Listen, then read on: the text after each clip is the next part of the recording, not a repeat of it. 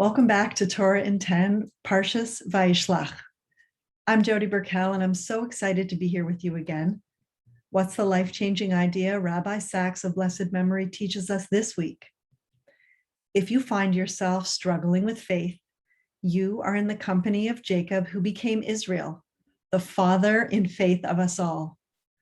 We are called Bnei Yisrael, the children of Israel/Jacob, our forefather. There is something so significant going on here, an idea so big that it has literally changed my life since I first heard it and had my own wrestling match with its deep meaning. I'm so excited to share it with you today. It just might be my favorite idea in Torah.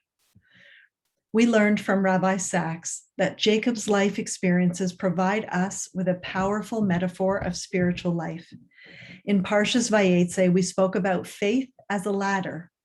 This week, we learn about faith as a wrestling match, as we struggle with our doubts and hesitations, with our challenges, and with our fears. Jacob was a man who was surrounded by struggle, with his brother Esav, his father-in-law Lavan, his wives Rachel and Leah, and his children, whose sibling rivalry eventually brought the whole family into exile in Egypt. This was a life full of conflict. The climax of this parsha reads like a story. I'd like to share it with you as it was shared with me, written by the brilliant Rachel Naomi Remen. It's called Wrestling with the Angel. She writes, "Sometimes a wound is the place where we encounter life for the first time, where we come to know its power and its ways. Wounded, we may find a wisdom that will enable us to live better than any knowledge and glimpse a view of ourselves and of life that is both true and unexpected."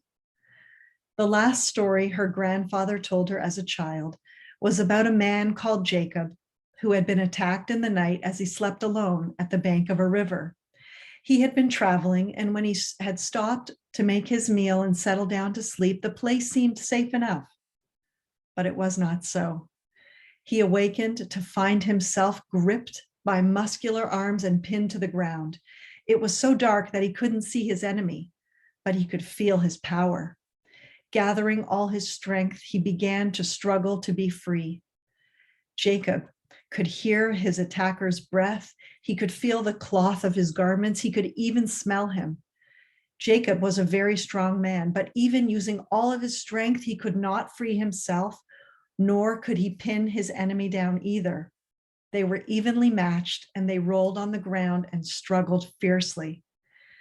They struggled for a long, long time, but the darkness does not last forever. Eventually, it was dawn, and as the light came, Jacob saw that he had been wrestling with an angel.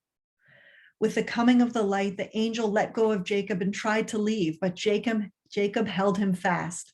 "Let me go," the angel told Jacob. "The light has come." But Jacob said, "I won't let you go until you bless me." The angel struggled hard, for he wanted badly to escape, but Jacob held him close. And so the angel gave him a blessing. He said, "No longer will it be said that your name is Jacob, but Israel, for you have struggled with the divine and with man and have overcome." Jacob's leg was hurt in the struggle. Before the angel left, he touched him on the place where he was hurt.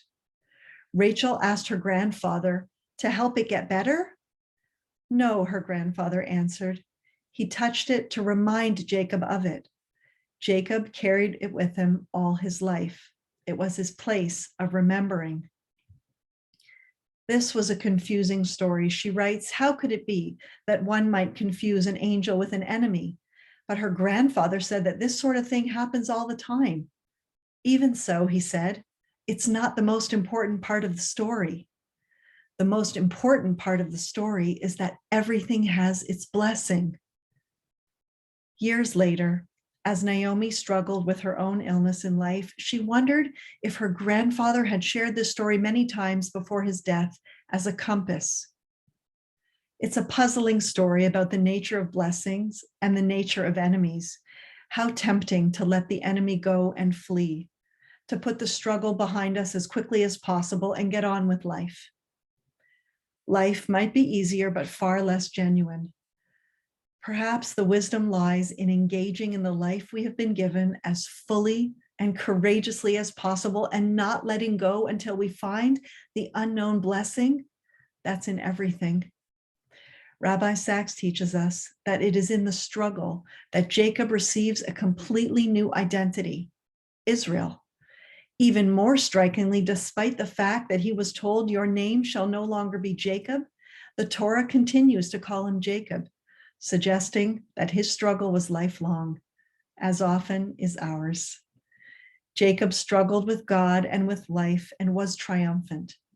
It's comforting to know that we're not alone in our struggles. How personal and incredibly meaningful is this, to remember the place of hurt, the place of our challenges, many of them very painful, and to see our struggles as blessings.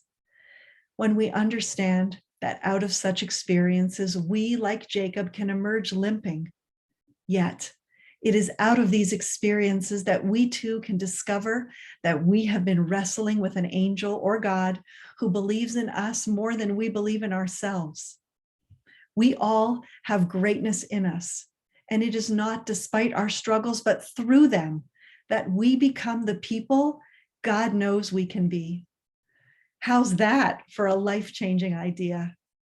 Wishing you all a Shabbat Shalom.